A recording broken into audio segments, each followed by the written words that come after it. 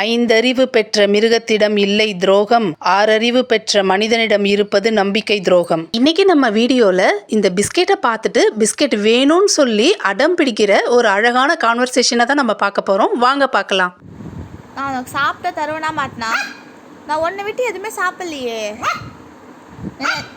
நிஜமா நான் விட்டு சாப்பிடலப்பா. கையில் ஒன்றுமே இல்லை பாரு, கையில் ஒன்றுமே இல்லை பாரு, பாரு ஒன்றுமே இல்லை கையில். நான் உன்னை விட்டு என்ன சாப்பிட்டேன்? ஒன்றுமே இல்லை. இந்த கையும் இந்த கையிலையும் ஒன்றுமே இல்லையே. நான் உன்னை விட்டு என்ன சாப்பிட்றேன்?